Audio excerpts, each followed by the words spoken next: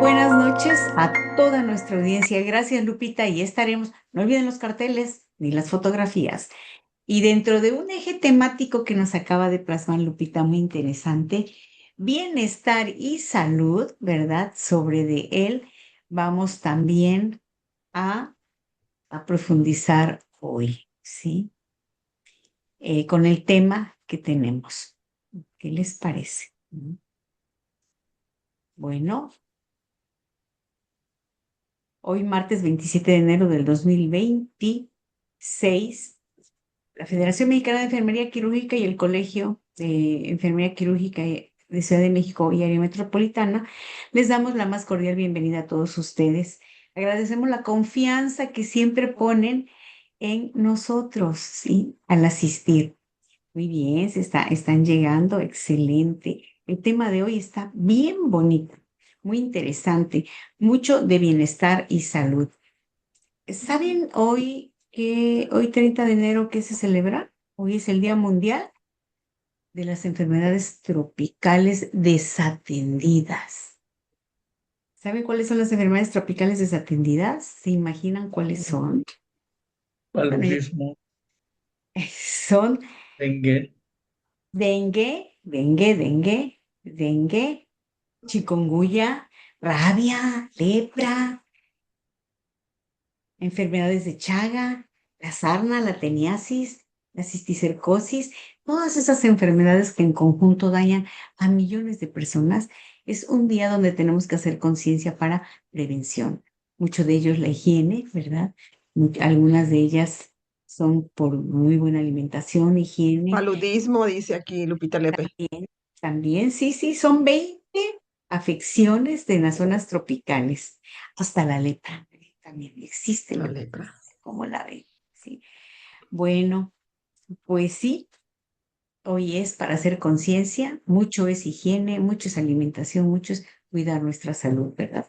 Como hoy nos va a platicar nuestra ponente, cómo cuidar nuestro metabolismo. Bueno, tenemos que unirnos y actuar para estas enfermedades tan feas, tan devastadoras, y la OMS y la OPS genera este día para promover acciones integradas y eliminar las enfermedades que nos afectan. Y con el tema de hoy también vamos a cuidarnos para eliminar más enfermedades. Agradezco mucho a nuestra presidenta, Josefina Flores Sala, su presencia como Buenas siempre. noches, Lupita. Buenas noches a todos. Gracias, gracias. También está con nosotros Pati Muñoz Carreón. Hola, Pati, sí, Buenas noches, gracias. encargada, no encargada, es coordinadora del área de investigación dentro de la FEMEI, que está muy pendiente de los carteles, ¿eh, Lupita? ¿Verdad? Belleza. Sí. Y Lupita también haciéndonos la invitación, Lupita Hernández, la invitación para que no dejemos de asistir, hay que mantenernos actualizados. Hermilo Gómez, que nos va a apoyar también con algunos anuncios, pero como casi estamos sobre del tiempo, lo vamos a dejar para después, Hermilo. Vamos a atender ahorita a nuestra maestra, la doctora María Luisa. Hola, doctora María Luisa, vamos a poner su foto por aquí. ¿Qué tal? Muy buenas noches a todos y todas. Sí, permítame. Gracias por invitarme de nuevo. Sí, sí, sí, ahorita la vamos a presentar porque el público es diferente, va variando. Permítame.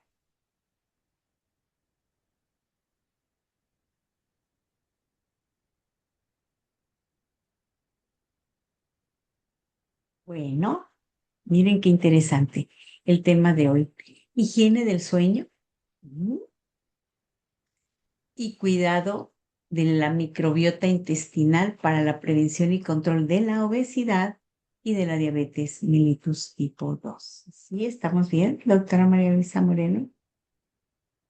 Nos presentará el tema la Es doctora, correcto.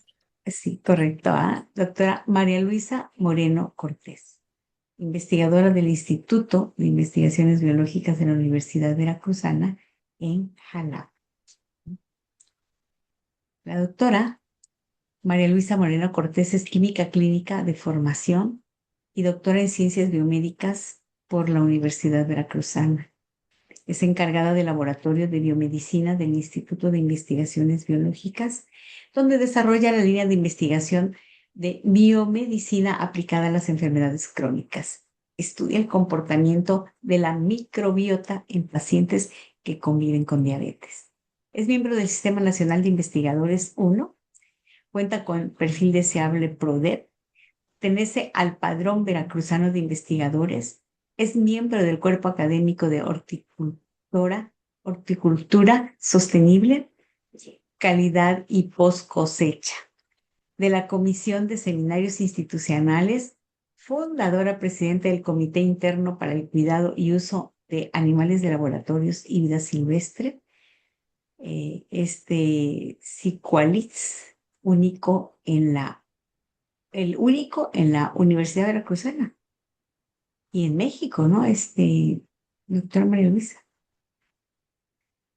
Así Desarrolla es, actividades, así es. sí, desarrolla actividades que incluyen la formación de recursos humanos, docencia, publicación de artículos científicos en revistas nacionales e internacionales, presentaciones de cursos y en congresos, fundadora y coordinadora por 12 años consecutivos del Simposio Enfoque Multidisciplinario de la Diabetes, foro de actuación y discusión de temas en torno a la diabetes.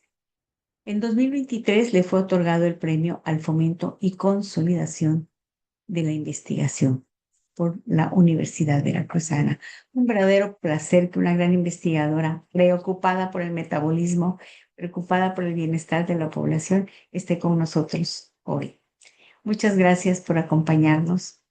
Muchas gracias por invitarnos a reflexionar en la importancia de dormir, que luego no les hacemos caso. Doctora María Luisa, ¿le cedemos el micrófono?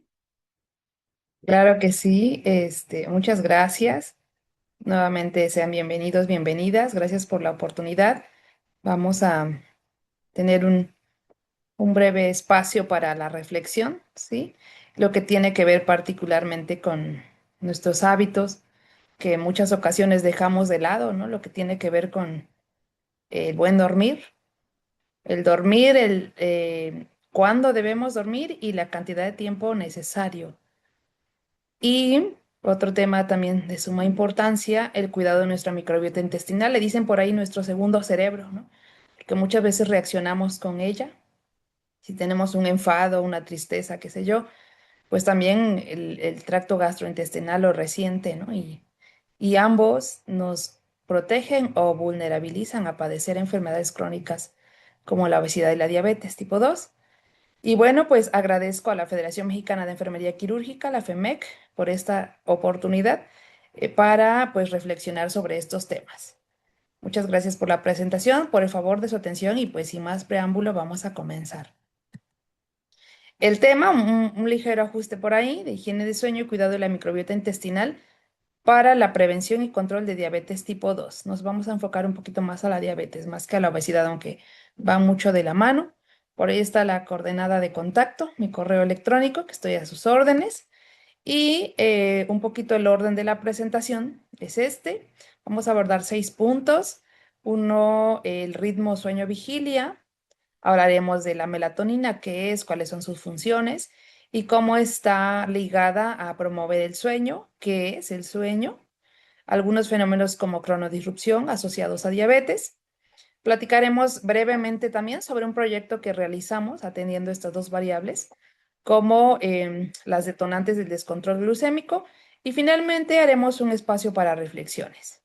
Muy bien, pues cuando hablamos de ritmos biológicos y particularmente el ritmo sueño-vigilia, no me refiero a ritmos como si tenemos mejor o menor posibilidad no sé, bailar salsa, merengue, bachata o un danzón. Me estoy refiriendo a que los ritmos biológicos son variaciones rítmicas en nuestras funciones fisiológicas, ¿no? Toda nuestra fisiología tiene una ritmicidad.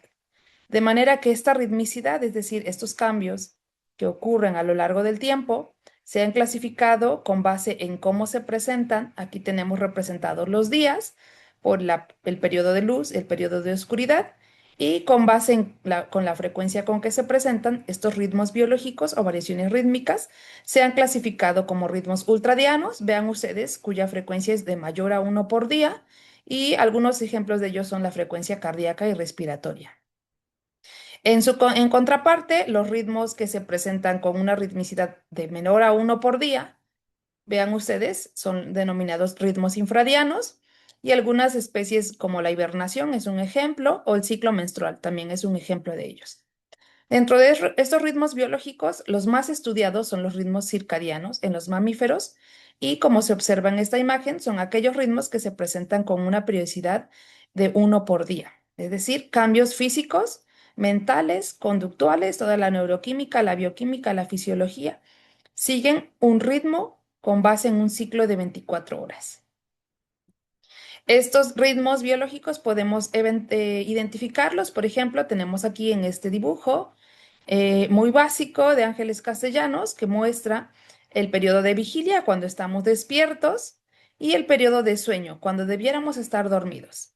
A lo largo y ancho de estas etapas, vean ustedes cómo, por ejemplo, en las primeras horas de la madrugada, nosotros experimentamos una menor temperatura corporal y mientras que por la tarde-noche esta tiende a incrementar.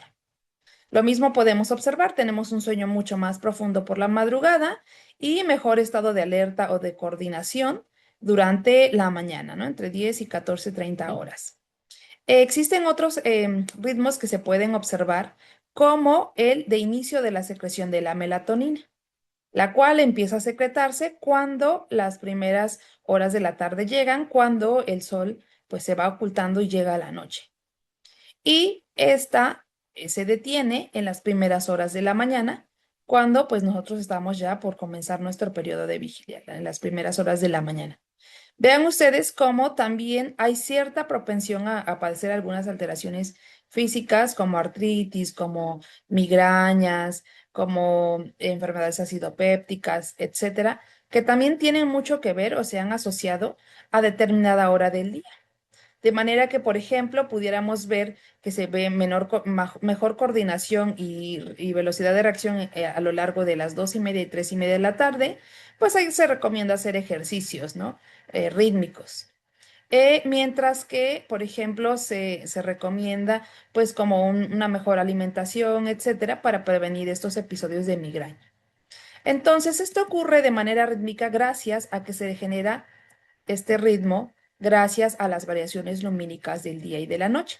El movimiento de rotación de la Tierra que da lugar a estos mismos da lugar a variaciones lumínicas, las cuales son identificadas por nuestra retina. La retina, una vez que detecta esas variaciones lumínicas a través del tracto retino-hipotalámico, conduce esa señal de luz o de oscuridad hacia una estructura central de nuestro cerebro, que es el núcleo supraquiasmático. De ahí el nombre que se sitúa sobre el quiasma óptico en nuestro hipotálamo y ha sido denominado oscilador maestro, oscilador sincronizable por luz o nuestro reloj biológico. Si nosotros lo pudiéramos observar a simple vista, este tendría el tamaño de un granito de arroz. Y lo observamos en esta imagen. Este es un corte de cerebro de rata, el cual fue teñido para una proteína llamada FOS, un marcador de actividad neuronal. Noten cómo hay ciertos puntitos oscuros marcados, y estos no son otra cosa más que las neuronas de nuestro núcleo supraquiasmático, el reloj que dicta la temporalidad a todo nuestro organismo. Este reloj biológico da también origen o da lugar a variaciones hormonales que también tienen una naturaleza cíclica. Por dar algunos ejemplos, la leptina, la hormona que es liberada para promover la saciedad, disminuye durante el día y aumenta durante la noche. La grelina, esta es secretada por las paredes del estómago, promueven el hambre, y esta, durante la privación de sueño, aumenta durante el día y se relaciona con la leptina. Por lo tanto, si pudiéramos dar un ejemplo muy sencillo, ¿qué es lo que ocurre cuando nosotros nos privamos de sueño en alguna situación laboral o simplemente por alguna convivencia social, y nosotros por alguno de estos motivos restringimos nuestro horario de sueño? Bueno, pues al día siguiente, además de tener somnolencia, sed, incluso cambios en el estado de ánimo, bueno, nuestro patrón de alimentación cambia, ¿sí? Nosotros experimentamos más hambre porque la grelina aumenta, ¿sí? Tras la privación de sueño. Entonces nos promueve más apetito y disminuye la leptina y consecuentemente pues no logramos saciarnos pronto y comemos más, ¿no? Otra de las hormonas que reciben esta temporalidad o que les dicta el núcleo supraquiasmático es la insulina, ¿sí? La hormona que ya conocemos, que es la ama y señora del control de la homeostasis de la glucosa, ¿sí? Normalmente aumenta durante el día y disminuye durante la noche. Y este patrón puede incluso invertirse si hay restricción de sueño. Otra de las hormonas que también tiene una variación circadiana es la melatonina, que esta ha sido reconocida preponderantemente por su papel como promotora de sueño. ¿Sí? Durante el día disminuye para que nosotros nos mantengamos en un estado de alerta o de vigilia y durante la noche aumenta para promover el sueño. ¿Sí? Pues entonces, vean ustedes cómo, con base en la naturaleza de estos ritmos biológicos, las especies se han denominado como especies nocturnas o especies diurnas. Principalmente esto tiene que ver con el ritmo sueño-vigilia. Vean ustedes, por ejemplo, los roedores, que tanta lata pueden dar por la noche, es porque en la fase de oscuridad para nosotros, ellos se mantienen en su estado de vigilia. Y mientras que nosotros somos especies diurnas, vean como nuestra vigilia, marcada aquí en estas barritas en rojo, en la fase de luz durante el día, estamos más activos que durante la fase de oscuridad que viene el sueño.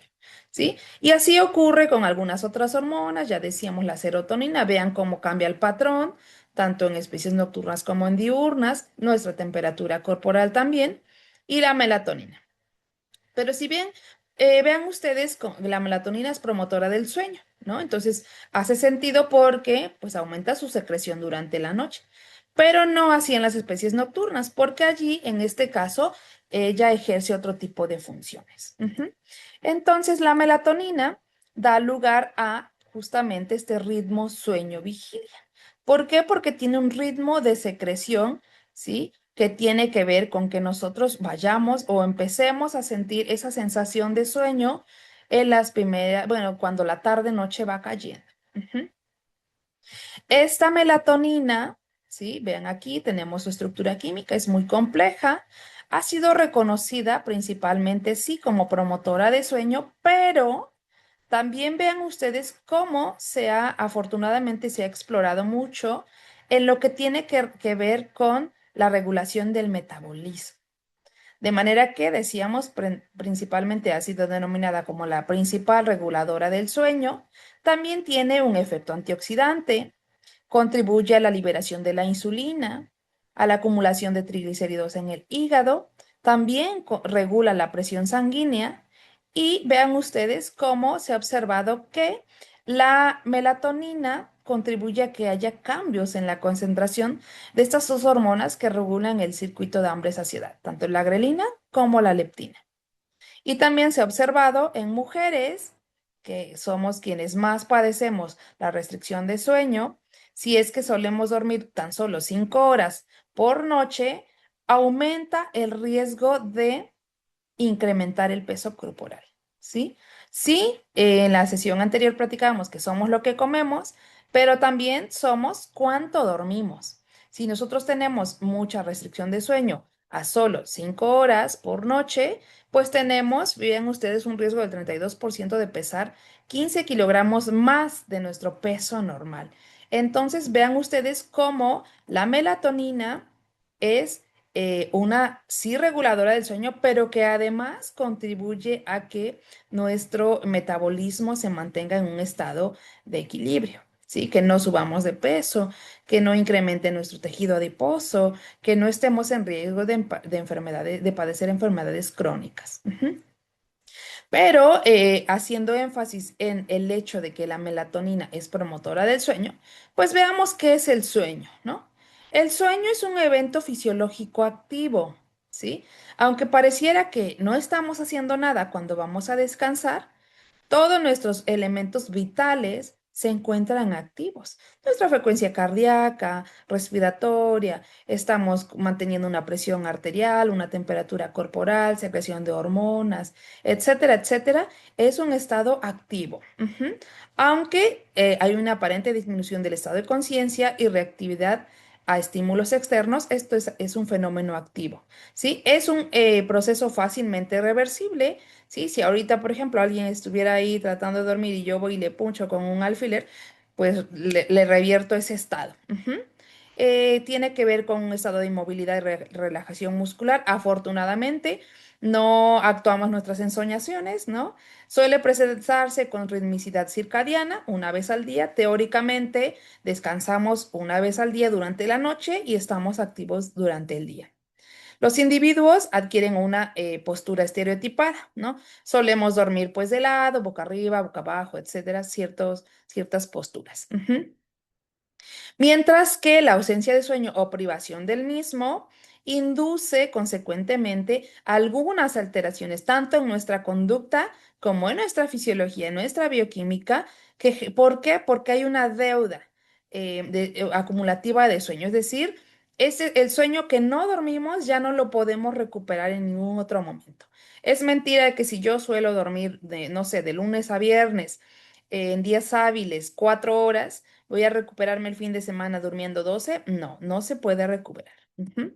Em, y consecuentemente sus funciones, pues tampoco, ¿no? Aquí esta imagen siempre me gusta ponérselas, aunque no desde la mejor calidad en píxeles. Vean lo que dice. No solo tu móvil se queda sin batería, carga la tuya 8 horas al día, ¿sí? Mientras que por la noche solemos poner a cargar nuestros dispositivos electrónicos para que estén al 100% en funciones al día siguiente, bueno, pues también nuestro organismo así lo requiere. De manera que es deseable que nuestra duración adecuada sea de 8 horas. Yo les preguntaría, ¿no? ¿Cuántos de ustedes duermen realmente 8 horas o tienen lo que se llama sueño corto, es decir, que dormimos entre 4 y 6 horas, o sueño excesivamente prolongado, entre 9 o 10 horas? Si por aquí hubiera adolescentes, pues creo que más de uno de ellos nos diría que son de sueño prolongado, ¿no? Es un estado fisiológico natural de la adolescencia también. Ujú. Bueno, pero es deseable que durmamos aproximadamente 8 horas, ¿no? El sueño se ha clasificado como bueno, tiene diferentes etapas, ¿sí? Lo que se catalogan como las fases o etapas del sueño, que es el no more y el more, ¿sí? El primero es un sueño un poquito más ligero, ¿sí? En el cual, bueno, es caracterizado, pues estamos despiertos y poco a poco comienza a disminuir nuestra frecuencia cardíaca, nuestra frecuencia respiratoria, para entrar a el sueño profundo. Sí, vean ustedes cómo el primero pues nos toma, dependiendo del tipo de persona, desde los 0 hasta los 60 minutos o menos incluso, que hay quienes a los 20 30 minutos ya están en su fase de sueño más profundo. ¿Sí? El tono de todos los músculos disminuye y pues aquí en esta etapa es que se dan las ensoñaciones, ¿sí? A veces ocurre que cuando estamos por dormir sientes como que caes, ¿no? Es como el trance entre el sueño ligero y el sueño profundo. Ujú. Un adulto joven pasa aproximadamente entre 70 y 100 minutos del sueño no more, el sueño ligero, para después pasar al sueño profundo que dura entre 5 o 30 minutos y esto se repite de manera cíclica cada hora y media durante toda la noche, ¿sí? Por lo tanto, a lo largo de la noche pueden presentarse entre 4 o 6 ciclos de sueño MOR, que es principalmente el reparador y el más profundo. Ujú. Ahora, ¿por qué esto es importante? Porque, bueno, es deseable que esto ocurra, aunque es sabido ya, es conocido que las necesidades de sueño varían a lo largo de nuestra vida, ¿sí? Mientras que, por ejemplo, un recién nacido duerme de 10 a 12 horas plácidamente, en los infantes va cambiando el patrón, en los preescolares, en los escolares, incluso les decía, es muy marcado el patrón de sueño, por ejemplo, en los adolescentes, ¿sí? Los adolescentes suelen dormir más. Incluso desde el punto de vista de la cronobiología, la ciencia encargada del estudio de los ritmos biológicos, hace énfasis en que, por ejemplo, las experiencias educativas que se llevan en la adolescencia, por ejemplo, las más áridas, la física, la química, álgebra, por ejemplo, debieran darse alrededor de 10, 11 de la mañana, cuando ya el adolescente está enteramente despierto y activo, ¿no? Porque generalmente se suelen poner ese tipo de experiencias educativas de materias muy, muy temprano, cuando como adolescentes llegamos así como casi que con un ojo abierto y el otro apenas empezando, ¿no? Entonces, el tiempo deseable de sueño son 8 horas, aunque hay pequeñas variaciones que tienen que ver con la edad, ¿sí? Pero además hay factores individuales y genéticos que la modifican, aunque lo deseable es que prevalezcan las 8 horas aproximadamente de sueño y de descanso, ¿sí? Ahora, decíamos que la ama y señora promotora del sueño, ¿quién es? La melatonina, ¿no? La hormona que se libera de manera circadiana por la pineal y promueve el sueño, ¿no? Entonces, esta es una de sus principales funciones, ¿sí? Pero vean ustedes cómo, por un lado, la melatonina, el ritmo de melatonina, de la secreción de melatonina, tiene que ver con, sí, promover el ciclo sueño-vigilio, pero además promueve la conducta alimentaria. Y por si eso fuera poco, contribuye a que el sistema nervioso autónomo envíe nuestro reloj biológico dictado por la liberación de melatonina, envíe al resto del cuerpo esta ritmicidad, ¿sí? ¿Por qué esto es importante? ¿Por qué se debe de mantener la integridad de este sistema?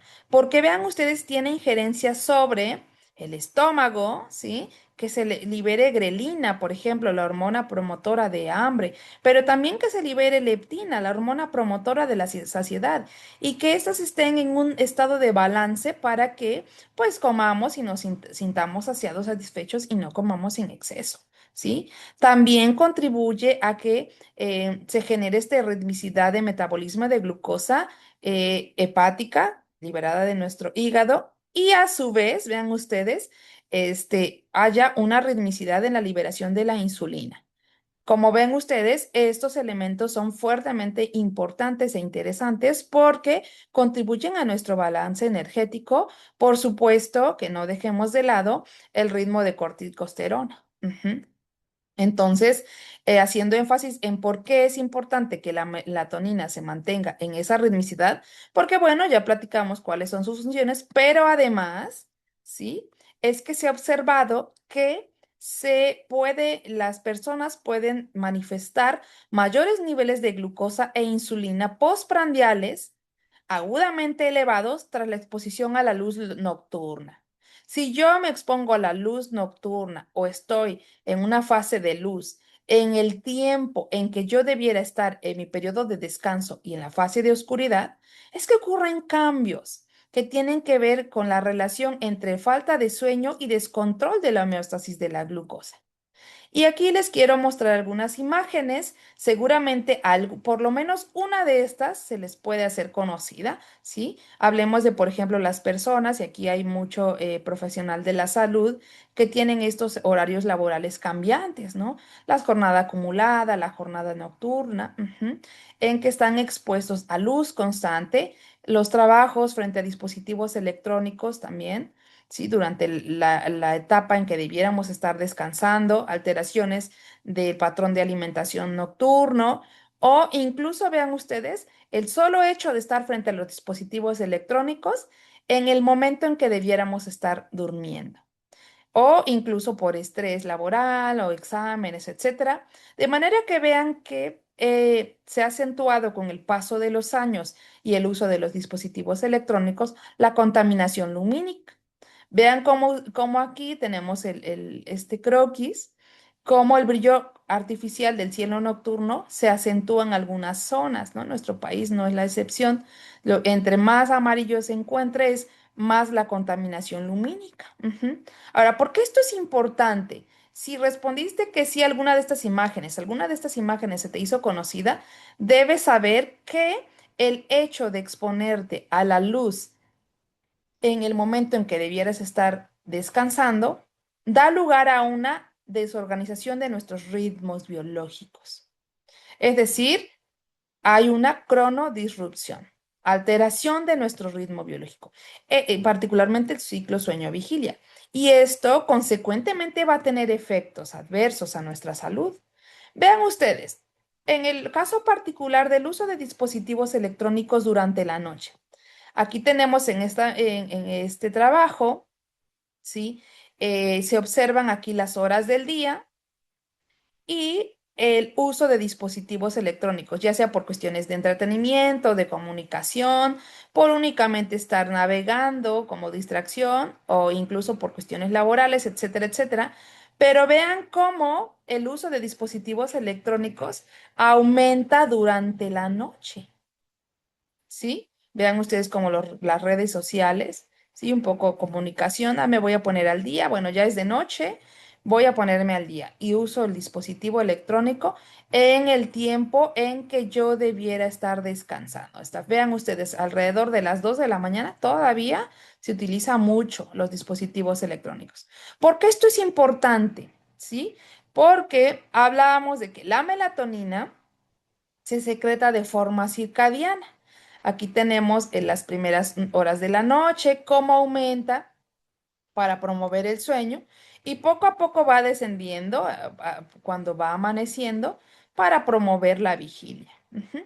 Ahora, ¿qué es lo que pasa? Al utilizar dispositivos electrónicos, nosotros recibimos un pulso de luz en el rango de luz del 380 a 500 nanómetros, en el rango azul.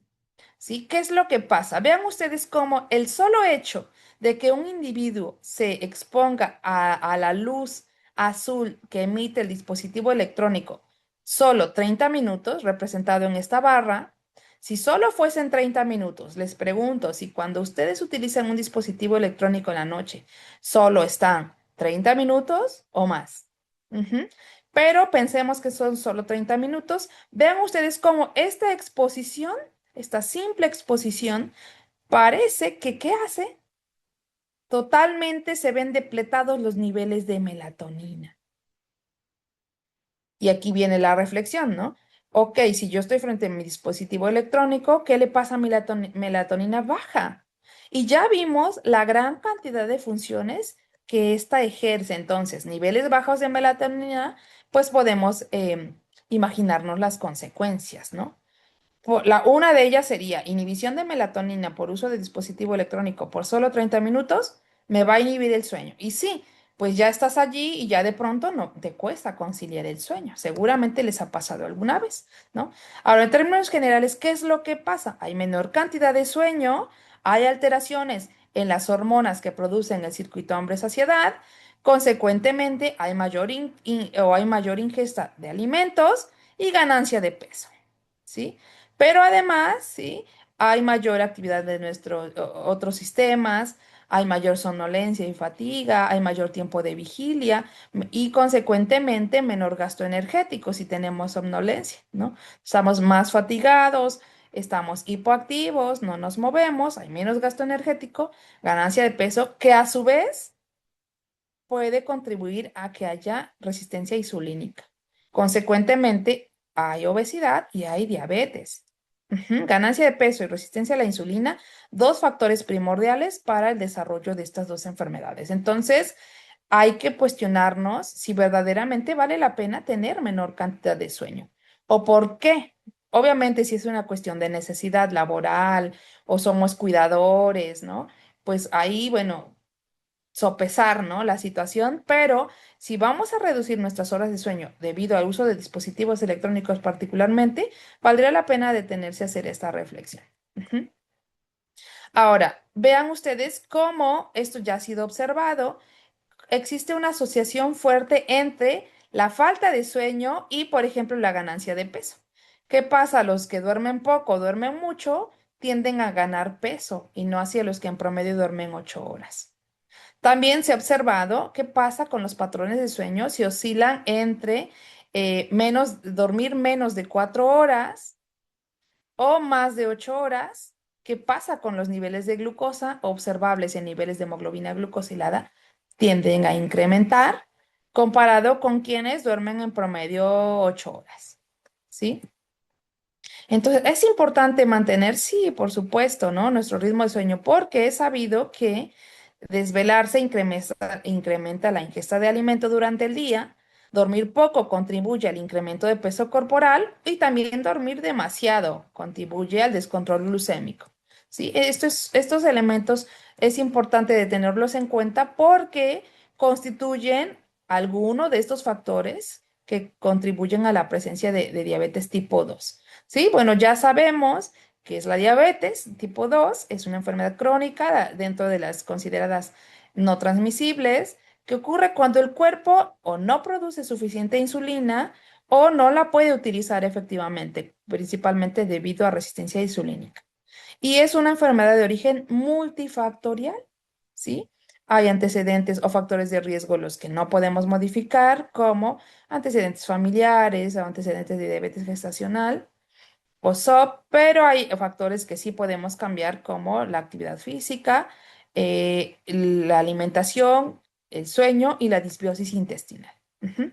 En ese sentido, bueno, ya sabemos que la diabetes es una enfermedad muy prevalente en el mundo. Vean ustedes, cerca de 600 millones de personas la padecen, ¿sí? En nuestro país, entre 10 y 20 millones de mexicanos la padecen.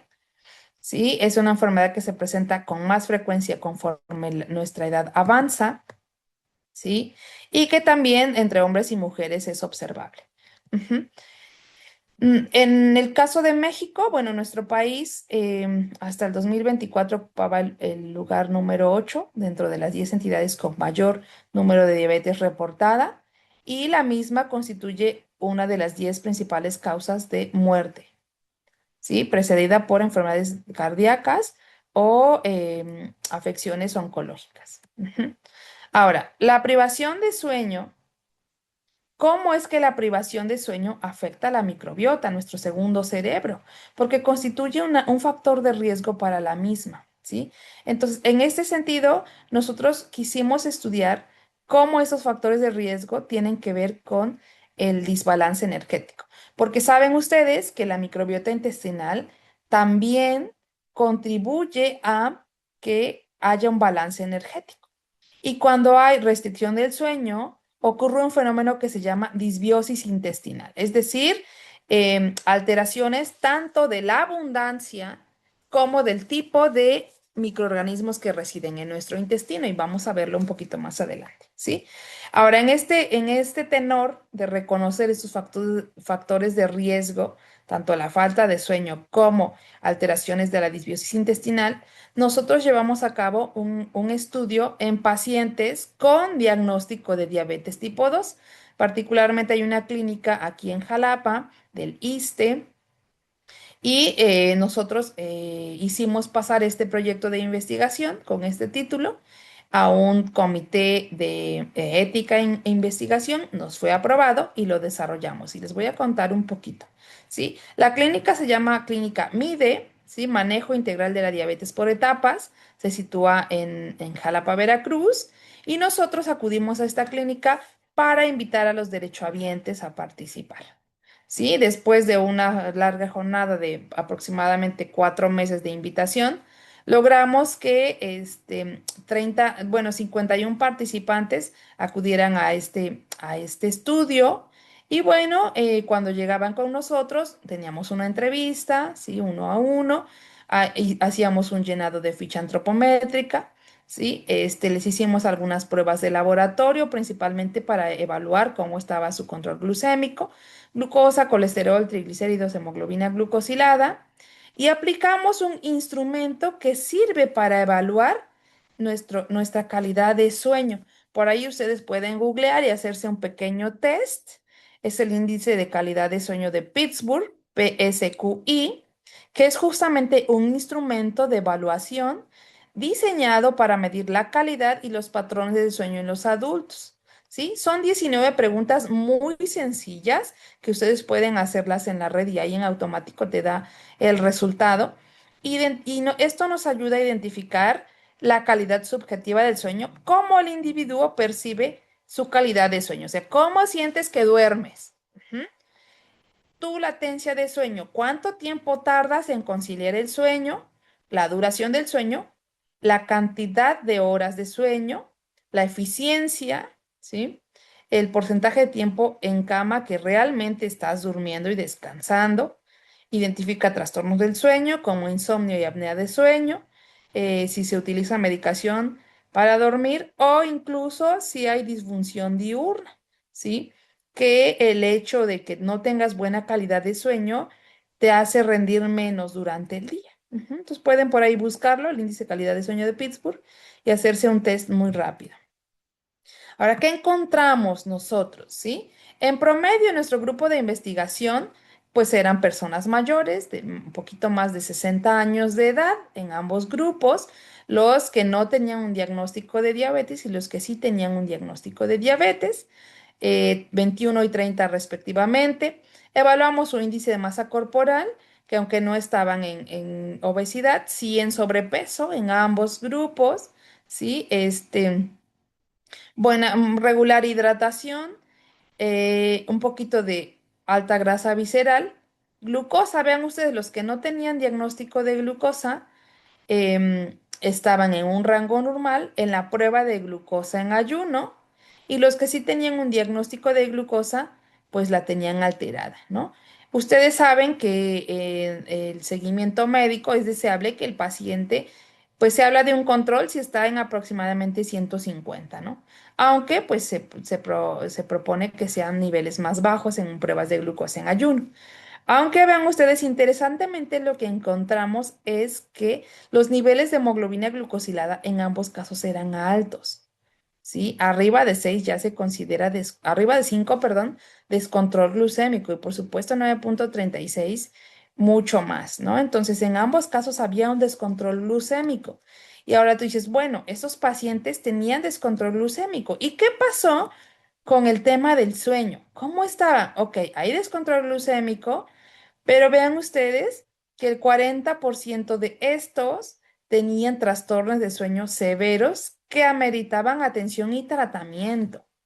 Sí, entonces dices tú, a ver, si hace sentido porque a mayor trastorno del sueño o falta o restricción de sueño, pues mayor probabilidad es de que los niveles de glucosa suban, porque ya vimos allí qué es lo que está pasando. Se inhibe la melatonina, se inhiben las hormonas promotoras del circuito hambre-saciedad y metabolismo de azúcares, y consecuentemente los niveles de glucosa suben, ¿sí? Ahora, ¿qué otra cosa vimos? Aquí tenemos un estudio en que intentamos engarzar estas dos variables, ¿sí? Catalogamos como sueño uno, sueño 2, sueño 3 y sueño 4 y alteraciones. Vean ustedes, el sueño del uno al 4 a mayor numeración nos habla de mayor trastorno, mayor deficiencia de sueño. Entonces, a mayor restricción de sueño, pudimos observar que se podían presentar hipertensión, y descontrol glucémico. Los niveles de hemoglobina glucosilada tendían a ser más altos cuando había más restricción de sueño, ¿sí? Ahora, ¿qué otra cosa encontramos? Aquí tenemos un heat map, ¿sí? Aquí tenemos dos elementos que nosotros estudiamos en estos pacientes que tienen que ver con la microbiota intestinal. Y esta microbiota intestinal decíamos que es importante porque es una serie de microorganismos que residen en nuestro intestino, ¿sí? Hay bacteroidetes, hay proteobacterias, hay firmicutes, ¿sí? Y en los sujetos aparentemente sanos, vean cómo era el patrón, ¿sí? Los más estudiados son bacteroidetes y firmicutes en lo que tiene que ver con metabolismo de azúcares. Ujú. Y vean cómo esto tenemos los sujetos aparentemente sanos, los que tenían diabetes con desórdenes de sueño y sin desorden de sueño. Pero vean cómo este patrón cambia a nivel de filo, la abundancia disminuye. Por ejemplo, en el caso de las proteobacterias en el sujeto sano eran bajas, mientras que en los que tenían diabetes y diabetes y trastorno del sueño aumentaron. Otro elemento, por ejemplo, lo que tiene que ver con bacteroidetes, ¿sí? Estos en un sujeto aparentemente sano son altos, Y en sujetos con trastorno del sueño, con diabetes, perdón, y diabetes más trastorno del sueño, tienden a disminuir. ¿Por qué esto es importante? Porque este tipo de microorganismos principalmente se encargan de mantener la homeostasis de glucosa, principalmente por la producción de ácidos grasos de cadena corta. ¿Sí? Ahora, vean ustedes, aquí tenemos un mapa de calor que representa, aquí tenemos la diversidad y abundancia de todas estas bacterias. Aquí están todas las bacterias que se estudiaron. Tenemos por especie ya. Aquí fue por filo y aquí fue por especie, por ejemplo, Blautia, por ejemplo, E. coli, Akkermansia, tenemos Prevotella, ¿sí? Todo ese tipo de bacterias, todas tienen una función en particular, ¿sí? ¿Qué observamos? Aquí en los sujetos aparentemente sanos, aquí este mapa de calor nos indica la intensidad de color, mayor cambio en la abundancia de bacterias, ¿sí? Vean aquí, ¿sí? Tenemos el sujeto control, este patrón, sin ahondar tanto en el tipo de bacteria, vean este patrón que nos muestra que estos sujetos aparentemente sanos tienen una diversidad bacteriana saludable, ¿sí? Tenemos azul, los más claros y el rojo. Ahora, ¿qué observamos en los sujetos con diabetes y trastorno del sueño? ¿Y qué observamos en los sujetos con diabetes? Pues de entrada, vean ustedes cómo este patrón se invirtió, ¿sí? Entonces, por dar algún ejemplo, tenemos Akkermansia. Akkermansia es un microorganismo que ayuda al metabolismo de la glucosa, a que nuestros niveles de glucosa se mantengan dentro de un rango normal. Estoy hablando que en una prueba de glucosa se encuentran entre 70 y 100 miligramos por decilitro, ¿sí? ¿Qué observamos comparado en los sujetos con diabetes y trastorno del sueño comparado con los sujetos aparentemente sanos? Prácticamente que Akkermansia no hay, ¿sí? Fecalobacillus tampoco hay, Clostridium tampoco hay, que principalmente se encargan del metabolismo de glucosa. Mientras que, por ejemplo, Anaerobutyricum, que tenemos aquí en rojo, que produce ácidos grasos de cadena corta que contribuyen al metabolismo de glucosa, vean cómo está comparado con los sujetos aparentemente sanos. Mientras que aquí prácticamente la presencia es escasa, ¿sí? Porque estamos en el azul claro, muy poquito de ellas, pero aquí está en rojo, o sea, hay muchísimo más, ¿no? Mucho más abundantes. Esto estamos apostándole a un efecto como de compensación, o sea, hay mucho más diversidad bacteriana de este tipo, más abundancia, perdón, porque se necesitan más ácidos grasos de cadena corta que reemplacen este efecto que aparentemente no se observa en un sujeto sano, ¿no? Entonces, a nivel de términos de diabetes, ya se han observado algunas cosas que coincidieron con los que vimos, otras no.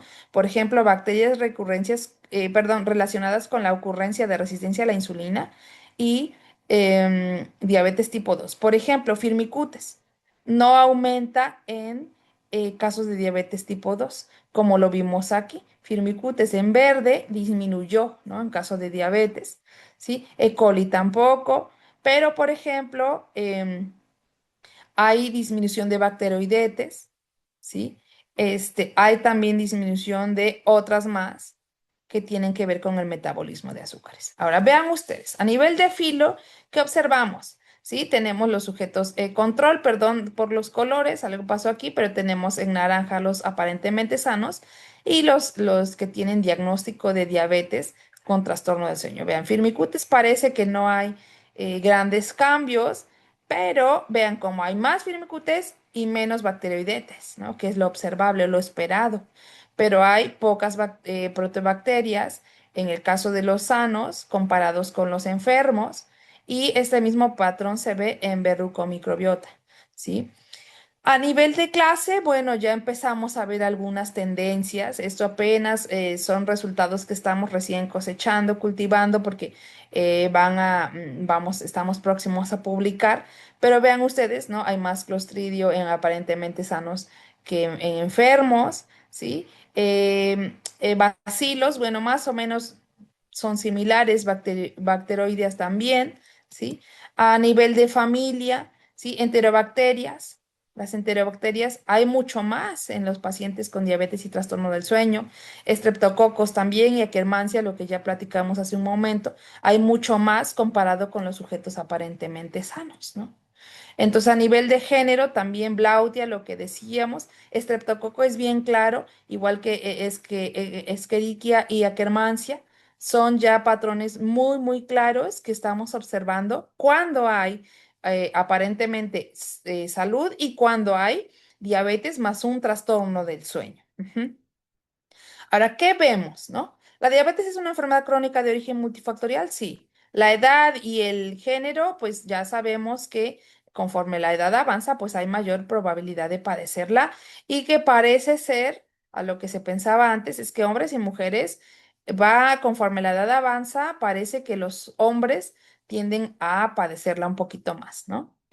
Más del 40 por ciento de la población padece algún trastorno del sueño, es la realidad. O sea, aquí estamos 100 personas, seguramente 40 de nosotros podríamos responder que sí tenemos algún trastorno del sueño, ¿sí? Y ya también sabemos que la privación del sueño y la disbiosis intestinal contribuyen a que haya mayor niveles de glucosa en sangre, sí, descontrol glucémico, ¿sí? Ahora vean ustedes, por ejemplo, fatiga, cambios de humor, dificultad para concentrarnos, ¿sí? Problemas de memoria, ¿les checa alguno de estos síntomas? Sí, son comunes en la falta de sueño, pero hay que tener en cuenta lo siguiente. Estos síntomas también suelen presentarse cuando hay descontrol glucémico. Ajá, entonces hay que estar, pues, los chequeos generales. Ahorita vamos a ver qué podemos hacer, ¿no? Dentro de este espacio de reflexiones, ¿sí? Este, pudieran enmascararse algunos síntomas de la enfermedad, ¿sí? Entonces, es que me siento muy cansado, tengo más sed de lo normal, o mi estado de ánimo está cambiando. Ah, es porque no dormí bien. Debemos de hacer un chequeo porque probablemente haya disbiosis intestinal, privación de sueño derivado de, y puede que haya alteraciones de el metabolismo de la glucosa. Ujú. Ahora, ¿qué podemos hacer? Bueno, es importante un adecuado ciclo de sueño, ¿sí? El dormir bien contribuye a tenemos buena memoria, tenemos buena concentración para ejecutar nuestras tareas, ¿sí? Tenemos nuestro periodo de relajación sin estrés emocional, o sea, dormimos, ¿sí? Se restaura nuestra actividad cerebral, se fortalece nuestro sistema inmunológico y mejor función cardiovascular si dormimos bien, ¿sí? Pero, ¿qué pasa si tenemos ausencia de buen dormir? Puede que tenemos el riesgo de resistencia a la insulina, cambios en el peso corporal, ¿sí? Somnolencia, obesidad, fatiga, dolor somático, incluso trastornos del estado de ánimo como ansiedad o depresión, disminuye nuestro estado de alerta, e incluso puede, ya en casos severos, alteraciones en la marcha, ¿sí? Aumento en el riesgo de caídas, incluso pues faltas a la concentración y recordar cosas, ¿no? Entonces, es importante un adecuado sueño. Y para esto, en el caso de las personas adultas, existe lo que se llama el Manual de Higiene del Sueño en Personas Adultas Mayores. ¿Qué es la higiene del sueño? ¿Sí?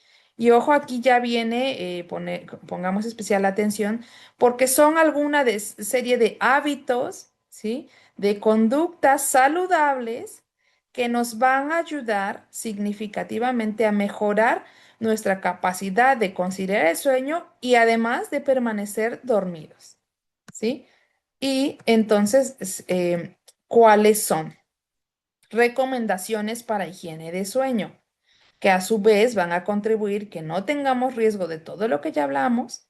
Una de ellos, levantarnos a la misma hora todos los días, incluso vacaciones o fines de semana, ¿sí? Voy a establecer un horario irregular de irme a dormir 10 de la noche, 5 de la mañana me levanto. Días festivos, fines de semana, incluidos. Ujú. Establecer un horario constante para irse a dormir. No ir a la cama a menos de tener sueño, ¿sí? No en la tarde después de comer vengo y me recuesto en la cama. No, a menos de tener sueño es que yo voy a irme a la cama, ¿sí?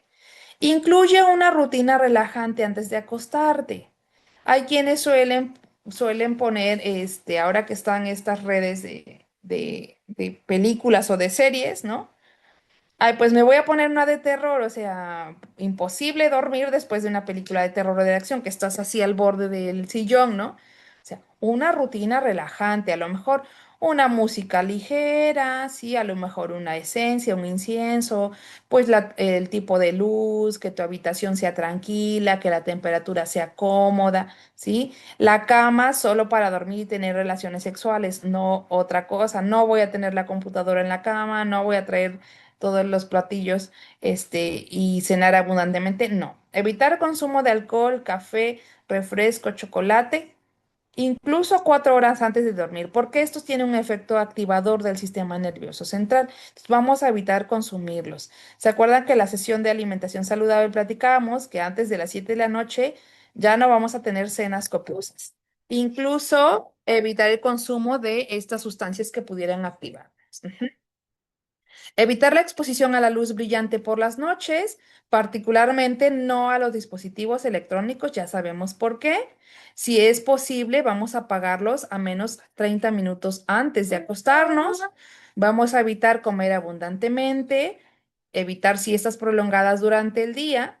Y recuerden, la educación y la disciplina tiene que ver con que establezcamos compromisos para tener higiene de sueño. Si se dan cuenta, son recomendaciones muy sencillas que todos las podemos hacer. Ahorita queda de tarea, pues, mirar en nuestra recámara, en nuestra habitación para el descanso, qué condiciones puedo mejorar, ¿no? A lo mejor voy a cambiar cortinas, a lo mejor voy a ponerme otra frazadita, voy a utilizar otra ropa más cómoda para dormir, etcétera. ¿Sale? Ahora, en cuanto a qué pasa con cómo voy a mejorar mi segundo cerebro, cómo evitar la disbiosis intestinal, ¿sí? Platicamos que si hay disbiosis intestinal, hay alteraciones en los niveles de... Entonces, ¿qué pasa? Vean ustedes, podemos hacer uso de intervenciones dietarias para que tengamos un impacto positivo en modular nuestra microbiota intestinal.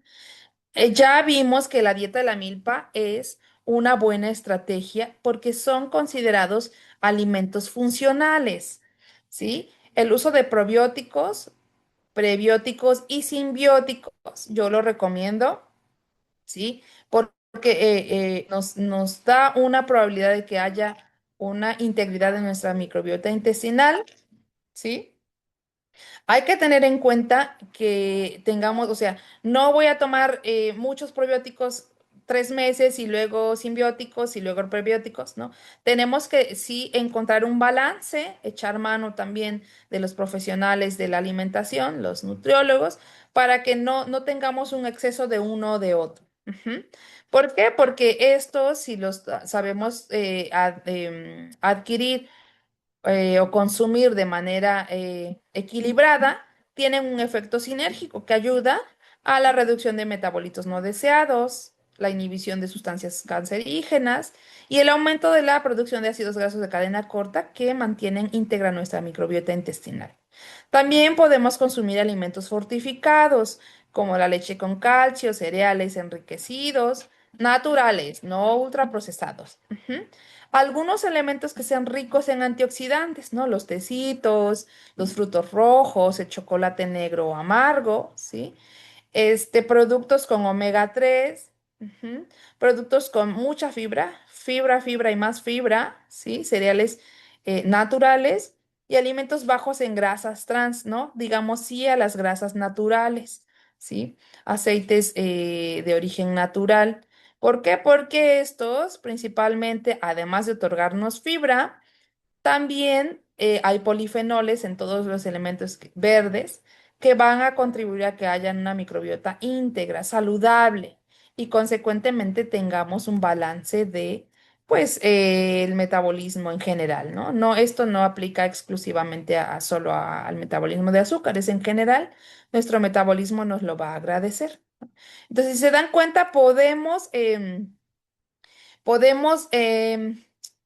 mezclar, ¿sí? Hábitos que tienen que ver con una correcta y equilibrada alimentación y hábitos que promuevan la higiene de sueño, ¿sí?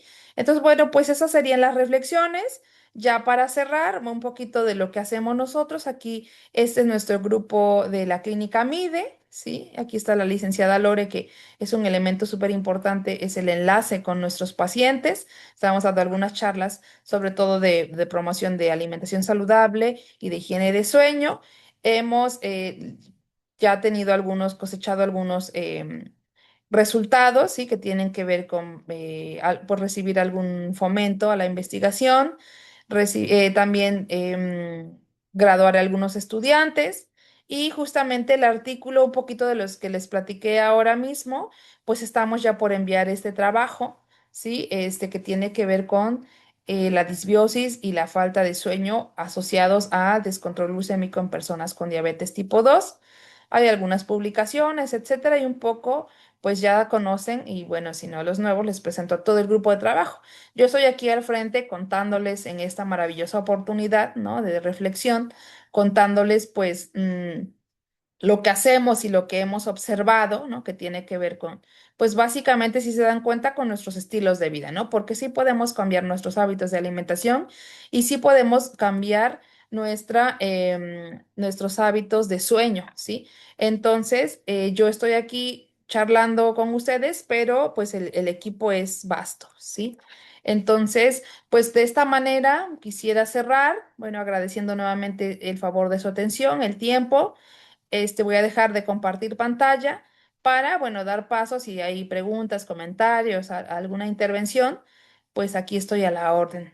Dudas, comentarios, reclamos, con todo gusto estoy aquí. Nuevamente, gracias por la oportunidad y pues adelante.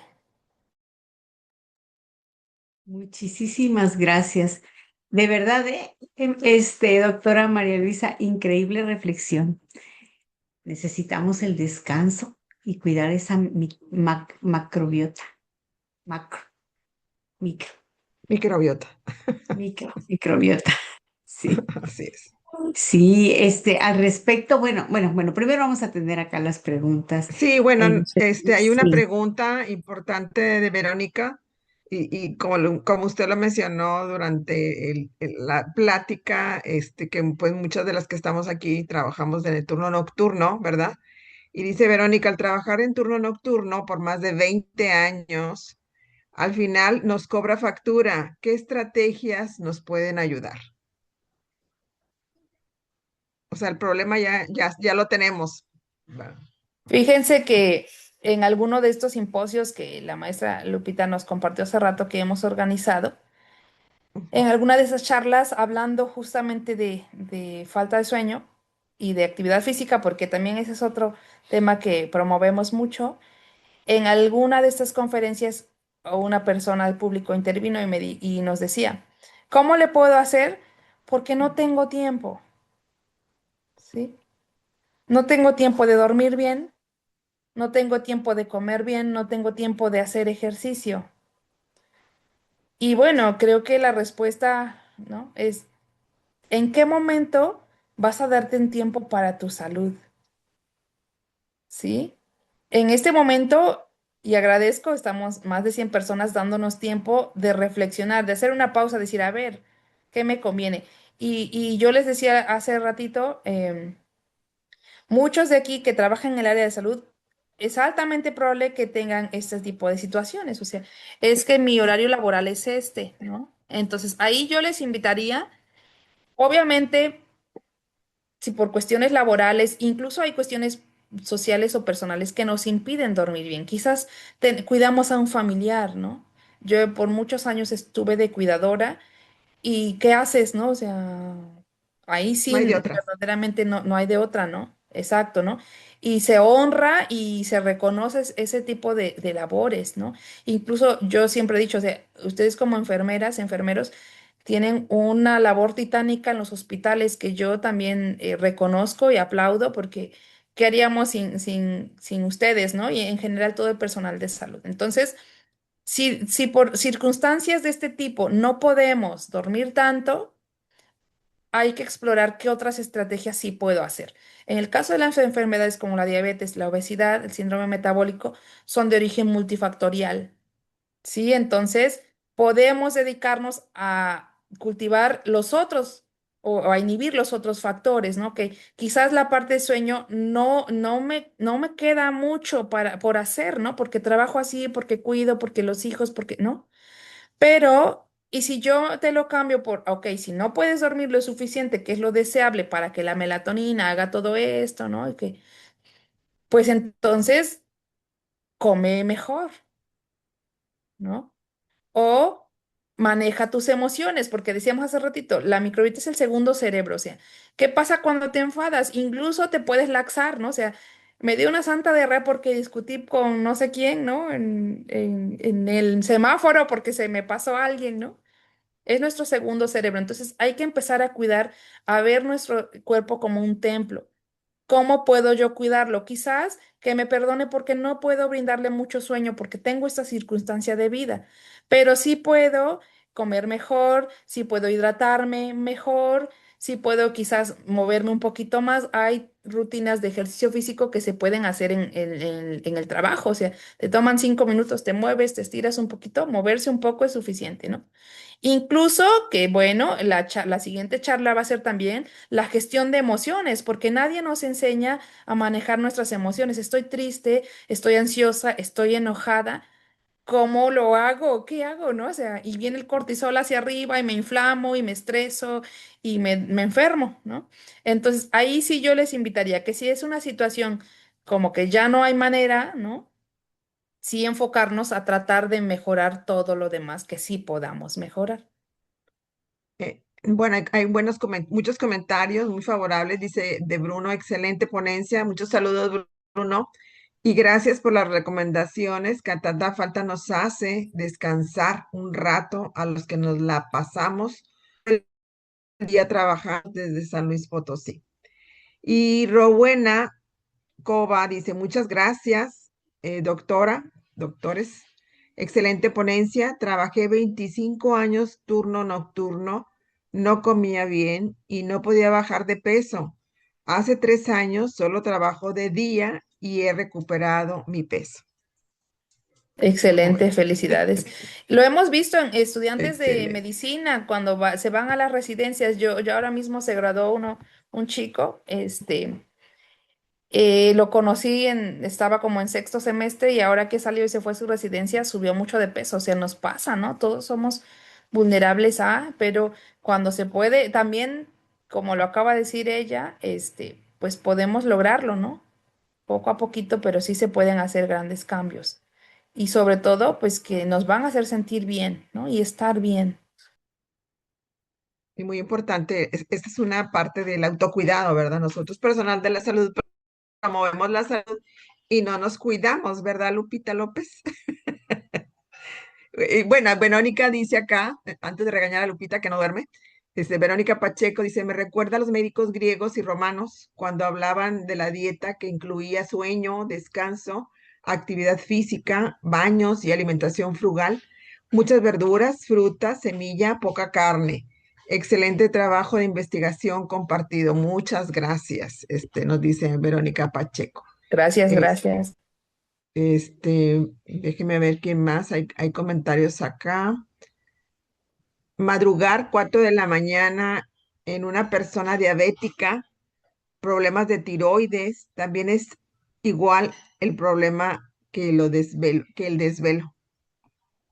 Es una pregunta de Gabriela. Y bien, Y les decía que nuestro reloj biológico maestro, o sea, orquesta todo, ¿no? eh, Y si hay un desbalance por ahí, por supuesto que la tiroides es también un tema serio, que cambios de peso corporal, etcétera, síndrome de ovario poliquístico en adolescentes, o sea, Es un tema muy serio, sí, sí, desde luego. Entonces, procurar cuidar nuestra orquesta, el director de la orquesta, ¿no? Es importante como decir así, ¿no? O sea, si hace sentido, porque si se altera algo acá arriba, pues el resto lo resiente, ¿no?